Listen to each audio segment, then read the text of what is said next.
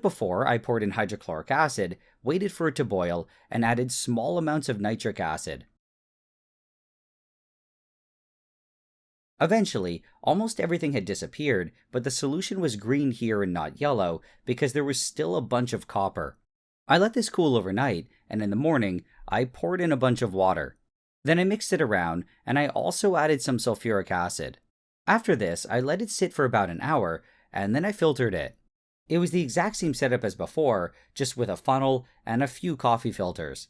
It was eventually all done, and now the next step was to see how much gold was actually in there. So now to this, I added a solution of potassium metabisulfite until all of the gold had precipitated.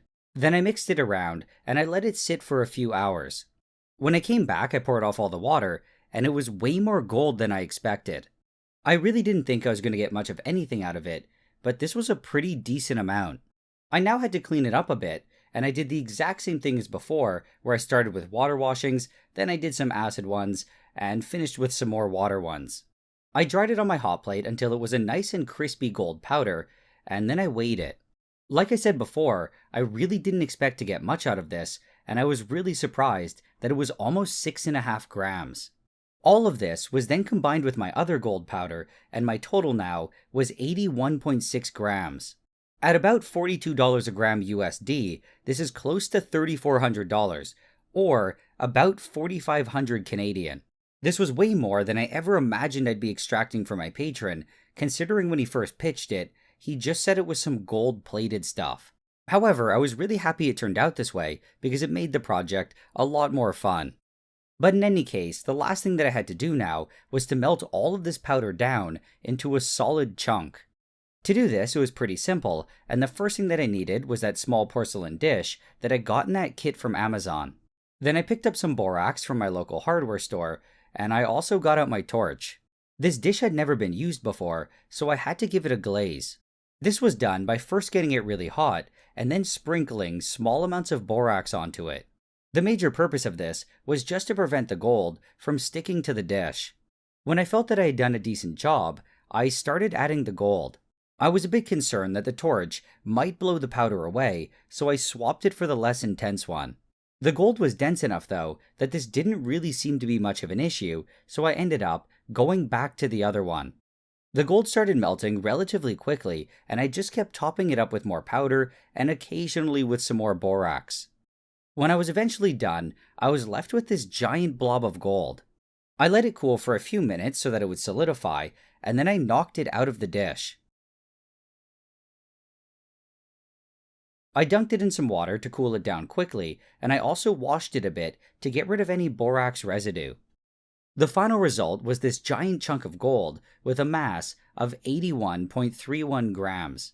This was a bit less than the powder that I started with, but that was probably because the powder still had a bit of water or moisture left in it. As I mentioned before, this was more gold than I'd ever held before, and because it was so dense, it also felt abnormally heavy. Now that I had this huge piece of gold, I wanted to do some tests on it. I had always heard that gold was really malleable and soft compared to other metals, and I wanted to see for myself. I did try bending it with just my fingers, but it was absolutely impossible, so I moved on to using tools. The first thing that I tried was to push on it with a steel spike, and I was kind of able to stab it in.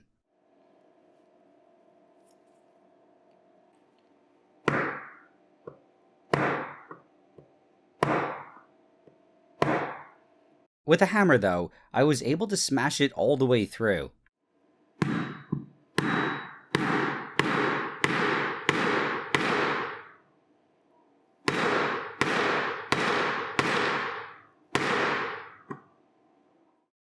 And when I took it out, I had this nice little hole in it. The next test was to smash it with a hammer and see if it would flatten.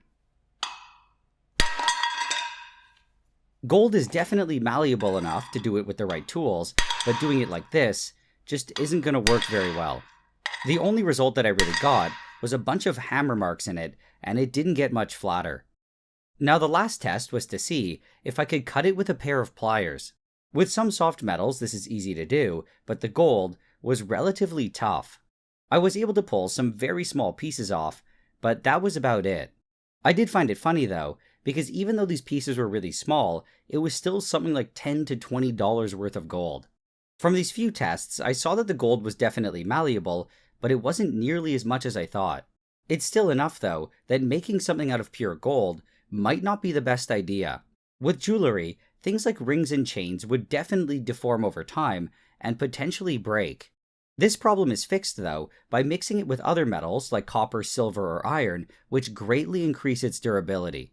But anyway, the piece now was all mangled, and I just couldn't leave it like that. I wanted to fix it up, and I thought that it would be cool to make some small gold bars. So I put everything back into my dish, and I started melting it. And at the same time, I heated the graphite mold that I got with that kit on Amazon. When it was all liquid again, I picked up the dish and I carefully poured in some of the gold.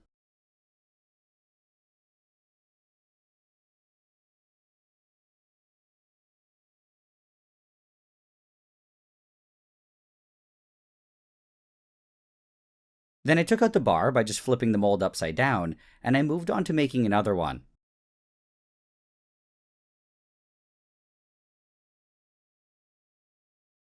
And after that, the last bit of gold was just enough to fill one of the smaller ones. I quickly knocked out this one as well, and I cooled them all underwater, and this was my final result. They were of course really far from being perfect, but I still liked how they turned out. From all the nitric acid waste, I was also able to recover some silver, and I made another little bar with it. I didn't feel like it fit in this video, but if you're interested in seeing how I got the silver out and dealt with all the waste in general, I've put together another video. This one, though, isn't posted on my main channel here, and can be found on my other one called Nile Blue, and there's a link in the description. As one final thing after all this, I went to a company called Kitco, and I had them test the purity of both the gold and the silver. They initially told me that they were both 100%, but they didn't know that I wanted a printout of the results. So I had them run it again, but this time, the results were slightly different. The silver was still 100%, but it said that the gold was 99% and the rest was tungsten. However, I think this was just an error, because if I got out 100% of the copper and silver, there's no way there would still randomly be 1% of tungsten in there. When I posted this to Patreon a few days ago, one of my patrons, Victor, gave a good explanation as to why it might have told me there was tungsten. The gold was tested by something called X-ray fluorescence, or just XRF, and he said that sometimes it can get confused between gold and tungsten. This is because with XRF, the tungsten and gold peaks are very similar. Another patron found these two XRF results for tungsten and gold, and you can see how some of the peaks slightly overlap. Victor also told me that I didn't even need to uncord for this video, and there's another method that can be done where the jewelry is directly treated with the Aqua Regia. This method would not only save a lot of precious nitric acid, it also might be a lot faster, and it has way less copper waste. But anyway, in conclusion, I was able to extract the gold, and I didn't totally screw it up. The only sad part now is that I don't get to keep the gold, and I have to send it all back to my patron. But either way, him sending it to me in general was still really nice and, well, trusting, so a big thanks goes out to him for that. If any of you guys are interested in just donating your gold to me though, I'm definitely open to it. Now before I go, I just wanted to quickly mention that I also have an Instagram account.